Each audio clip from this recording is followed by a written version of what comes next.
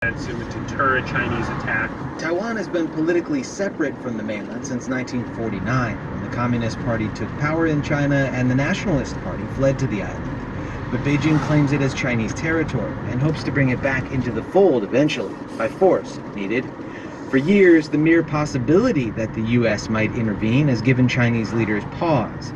But Sachs says things have changed. China has undertaken a massive military modernization, and it's focused above all else on a Taiwan contingency, on developing the capabilities to invade and annex Taiwan and to prevent the United States from coming to Taiwan's defense. And will prevent the United Sachs States. co-authored a piece in Foreign Affairs last year that got a lot of attention. It laid out the case for abandoning strategic ambiguity in favor of strategic clarity. Not everyone agrees, though, that ditching ambiguity is the right move.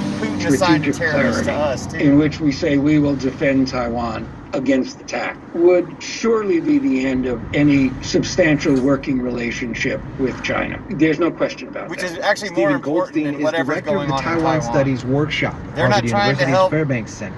California he says there's another risk in shifting to clarity.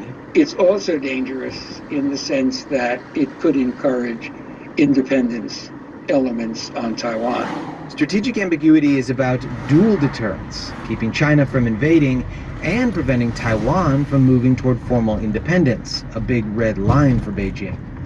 Polls show that most people in Taiwan have a negative view of China, but just a small percentage support moving toward formal independence.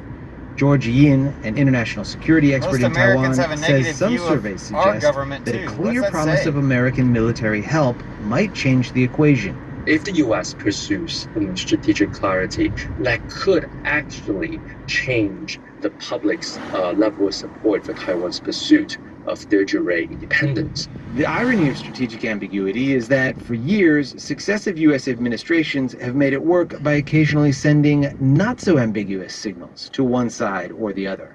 In the early 2000s, Taiwan's President Chen Shui-bian pushed the envelope on independence.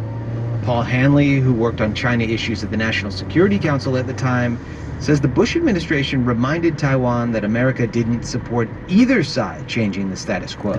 White House envoys were sent to Taipei to tell Chen Shui-bian to kind of cool things down, and he didn't. And I think the relationship really deteriorated. In recent weeks, President Biden has made some remarks that have deviated from the normal script.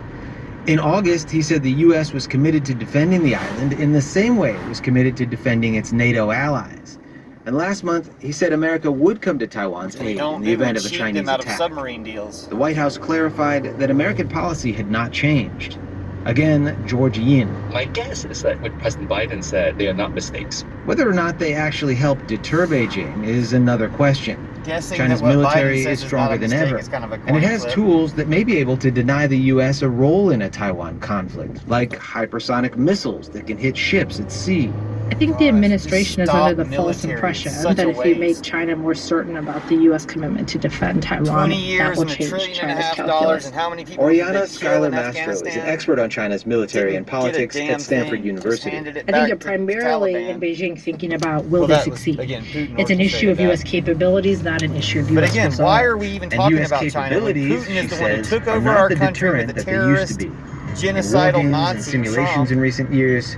The American side often loses.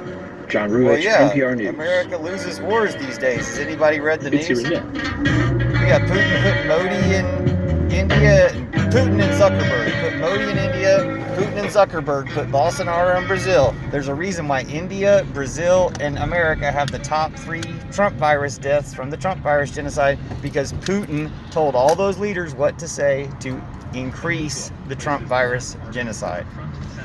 And they deserve to eat the brimstone of hell for that.